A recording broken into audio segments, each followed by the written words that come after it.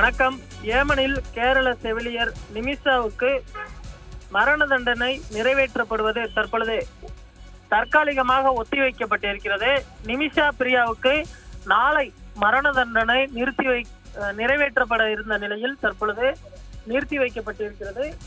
மரண தண்டனையிலிருந்து நிமிஷாவை காக்க முயற்சி நடைபெற்றும் வரும் நிலையில் முக்கிய திருப்பம், அரசு மூலம் நடத்தப்பட்ட பேச்சுவார்த்தை கை கொடுக்காத நிலையில் மத தலைவர்கள் மூலம் பேச்சுவார்த்தை நடந்தது. இந்தியாவில் மூத்த இஸ்லாமிய மத தலைவரான அபுபக்கர் முஃப்தியா மூலம் நடந்த பேச்சுவார்த்தையில் முன்னேற்றம் அடைந்திருக்கிறது. ஏமனில் கொலை வழக்கில் நிமிஷா பிரியாவுக்கு தூக்கு தண்டனை அறிவிக்கப்பட்டது.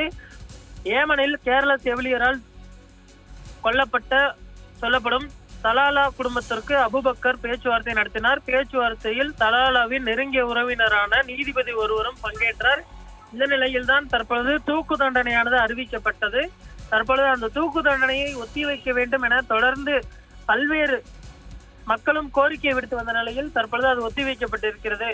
ஏமனில் கேரள நர்ஸ் நிமிஷா பிரியாவின் மரண தண்டனையை நிறுத்தக் கோரி சுப்ரீம் கோர்ட்டில் தொடரப்பட்ட வழக்கு விசாரணையின் பொழுது மிகவும் சிக்கலான விஷயம், எங்களால் முடிந்த அனைத்தையும் செய்துவிட்டோம் என மத்திய அரசு தெரிவித்திருந்தது.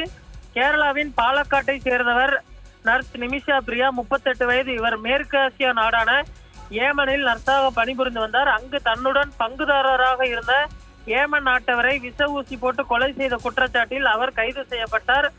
அந்த நாட்டு கோர்ட் மரண தண்டனை விதித்திருக்கிறது. அவருக்கு நாளை பார்த்தமையினால் மரண தண்டனை நிறைவேற்ற இருந்த சூழ்நிலையில் தற்பொழுது மத தலைவர்கள் மூலம் நடத்தப்பட்ட பேச்சுவார்த்தையில் அவருடைய மரண தண்டனையானது தற்பொழுது ஒத்திவைக்கப்பட்டிருப்பதாக தெரிவிக்கப்பட்டிருக்கிறது. ஆனாலுமே கூட இது தற்காலிக முடிவுதான்.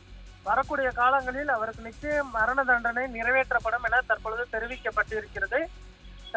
மத்திய அரசும் தொடர்ந்து ஏமன் அரசுடன் தொடர்ந்து பேச்சுவார்த்தையில் ஈடுபட்டு வருகிறது.